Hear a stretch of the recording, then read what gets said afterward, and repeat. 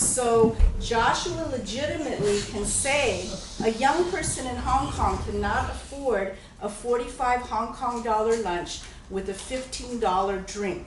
They can't afford it. They're living at home because they cannot afford a little chicken coop studio built by the Kwok brothers, which sounds familiar to the housing situation of young people here, right? Mm-hmm. Chai Ling is from a military family on the west side of Beijing. Most of the military confrontations where young people did die was on the west side of the square called Muxidi. So those parents who did lose their young people, and the most famous mother who has organized at People's University, Ding Zilin, her 19-year-old son would be about 45 now. So there is legitimate suffering that did happen. Okay, but like anything else, you can take the same facts but twist them, right? So the Western CIA involvement that you guys are concerned about is true because they knew Gorbachev was coming to China because of the conditions in the Soviet Union with the arms race, the McCarthy arms race with the West. So they had plans for both disempowering Russia. They had Yeltsin ready, and for China, they had a colored revolution before they used colored revolution, planned to dismember China like Yugoslavia, which was the mid-90s, into 4 or 5 regions. So that part is true, but I do not think that ascribing the evil CIA to individual Chinese who were trying to deal with the actual conditions. So Chai Ling at the time also exhibited leadership qualities that Joshua Wong had. And some of the things the students dealt with is the isolation of China by the United States, which 30 years did not recognize the People's Republic of China, 1949 to 1979. That's why China is so grateful to the African countries that could voted into the United Nations. So the specific conditions that they're living in, I think, are not well known. So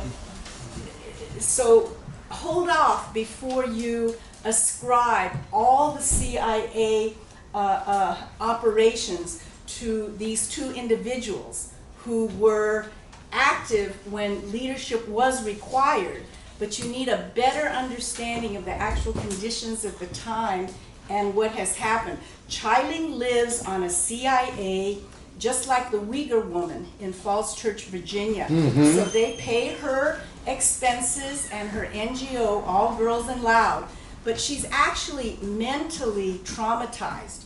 So she's gone into she's gone into a religious, with the cross. So they don't use her for testifying in Congress anymore for the Human Rights Committee. But when you get exiled like that, now they have Wu Kai-shi, who testified on June 4th, and we should be focused on the fact that they went to Nancy Pelosi's office for a party on June 4th after they testified in the Congressional Human Rights hearing. Yeah, now Wu Kai-shi is taking up the banner. It is not easy to be a political exile. But at the time that the conditions arose, China was isolated by the West, and you could not go into the friendship store where the foreigners, you show a passport and you can walk into the friendship store. Local Chinese couldn't do that. They had a corrupt mayor in Beijing at that time. The college students had awful conditions that the buildings, the dormitories weren't renovated, and they were assigned their jobs upon graduation. So they saw this inequality of how foreigners were being treated. And in Chinese, you don't say the word demonstrate, you say remonstrate. So what's his name? Andrew Nathan, Columbia. He has a book on the cultural political history of how Chinese have remonstrated against their rulers for improvements in conditions. So if you take all those things into account, it's just don't demonize Joshua Wong or Chai Ling for all the complicated factors involved. And Voice of America, they were doing their thing. That's all very true. But don't put it on the individual Chinese who are caught in a situation at a time, that they were trying to improve conditions, but this overthrowing the government was not one of them. Okay, so the word remonstrate, the students went up to the steps. Yeah. Okay, fine. Could you just ask her what remonstrate means to her? Because I don't know what that is. Remonstrate is, you're my principal and I'm the high school student and I got messed over, right? So I don't go to the principal and say, you know, throw this kid out of school, right? The one that bullied me. You remonstrate, you're asking for the authority to correct the situation. Got it. Okay, so we are going to question hour. You guys want to answer this, or I would like to. you want to? Okay. I could talk about that. Yeah. I remember, I think, Lotus, at the time that Carmelita Hinton was here, do you remember that? I think you and I both went to her reception. Yeah, she used my video. Carmelita Hinton is Bill Hinton's daughter. I know. I'm not telling them, I'm talking not just to you. So Bill Hinton was an important old China hand who everyone in China kind of knew. He was in the press a lot. And you know, the first time I met his daughter, I was just really struck by her because she had this unusual accent that I couldn't really place. Her name is Carmelita. And it turns out because she was raised in Beijing, so she speaks English with kind of, still has kind of a Chinese, pretty heavy, kind of Chinese accent, and it just didn't fit with her face. Chinese people have the same problem with me. They hear me speaking Chinese, they don't even listen. There's a person with a white face, I did the same thing. A person with a white face speaking Chinese, you know, I just couldn't figure it out. So, but she did that terrible film. I think the worst thing ever done on Tiananmen was her film, The Gate of Heavenly Peace. The Tragedy at Tiananmen. Yeah, that's the subtitle.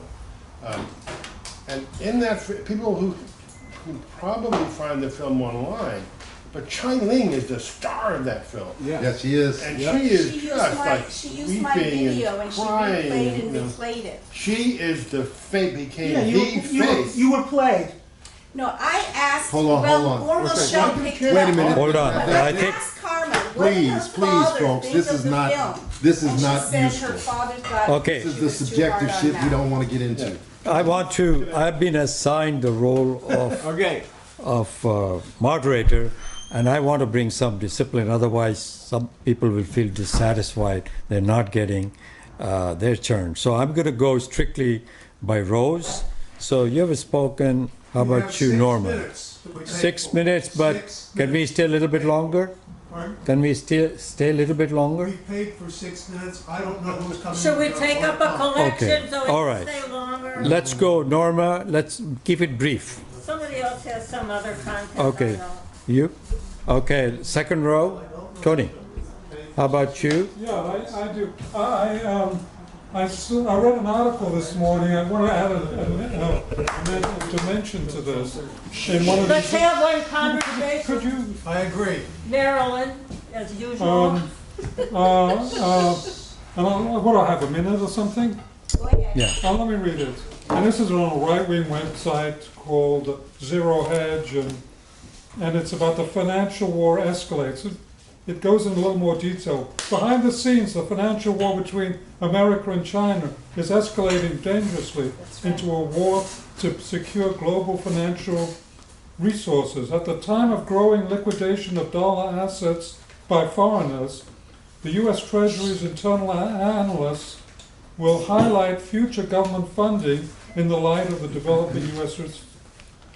recession. This will result in an overdependency on inflationary spending and so on and so forth. For these reasons, America needs foreign portfolios to invest in U.S. treasuries. There you go. And the China is also trying to get U.S. Treasury investment in China for the Belt and Road Initiative, and which may or may not be true. But Hong Kong is a key Financial center. financial center, as David. So destabilizing Hong Kong is a way to close that opening for China. And this site takes it for granted that the demonstrations in Hong Kong were organized by the United States. Of course, she's right, Lotus. The class struggle goes on in every country, in every organization, in every individual, and it doesn't matter. But you have to look at the overall situation. Somebody like the person you mentioned may have contradictory, or almost certainly will have contradictory interests or impulses. But what is the main track that they're moving in? Okay, And we have let's, to- since I want to move on, try to Yeah. keep your comments very brief. Nina, PC Media Limited. how about you, sir? Okay, I'm going to go to the next. You? No? Behind you? Okay, yeah. Alan? Yeah. First of all, thanks for the forum. Really a great airing of these issues and discussion.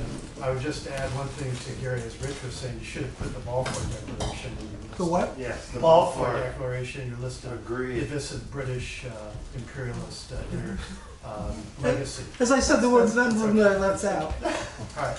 The point I want to try to make is that I sort of see a connection between, a little bit different connection between what happened at Tiananmen and what's going on in Hong Kong, the latter of which I'm less familiar with. And if you really look back at what was going on in Tiananmen, this was the early period of the neoliberal capitalist reforms in China, where they were dismantling a lot of the socialist benefits and gains that were earned during the Mao period. And there was a lot of dissatisfaction in the working class in China because of inflation brought about by agricultural reforms, and I think some of the corruption that was also present before and accelerating as a result of the reforms. And keep in mind that this is exactly the same thing that was happening in the early 80s with the advance of Reagan and Thatcher. It carries through, just like here, there are a lot of people who are very dissatisfied and go to Trump because they feel that they're politically disenfranchised and angry. One of the last thing I want to say about this is, I'd like the people on the panel to comment on, is that the same people who laid out the truth of the fact that there was not this massive massacre of students in Tiananmen in the square, also put forward that there were significant numbers, hundreds, if not thousands, of workers who were killed in the outskirts of Beijing, and that there was a very strong class force of people who were beginning to react against reforms. And I think that the Deng government was really making a very important statement that was a prelude for the dismantling of the collective farms in China, the influx of people from the countryside into the cities to undermine the urban socialist working class in China. Very big factor. As long as you have neoliberal capitalism, you're going to have the rot of right-wing demonstrations against socialism. And the idea here is that this is where I think Gerald was really making a point. You have to have a left alternative. Let's wrap it up. I want to go through everybody else before we go to the panel. Anybody else have a question? Yeah. Gary, before you go, I have a question. I wanted to point out to you, in all your description, I've read William Hinton's book, The Great Reversal. Okay? And last chapter is on Tiananmen. And he was present there. And so unless he was a CIA asset, it doesn't jive with anything that you guys have described. Thank you. Okay?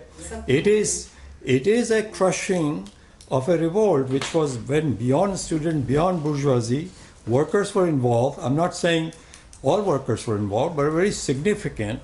And as Alan has pointed out, it seemed like it was dissatisfaction in the masses about the direction of neoliberalism, and then decided to crush it eventually. First, he couldn't crush it with the forces at hand because they refused to fire. Eventually, he found forces that will do it. So therefore, as socialists, first thing we have to do is to look at the facts. Just political defense of China is not sufficient as a Marxist, in my opinion. This is what I saw this panel do, I'm sorry to say. But anyway, you go ahead. What did he say? Yeah. In terms of what you were saying earlier, those problems were present in China several years before Tiananmen Square. Tiananmen Square didn't kick those things into being the way you were just presenting it. I mean, and I think that's really important to understand. The other thing is, in terms of the students who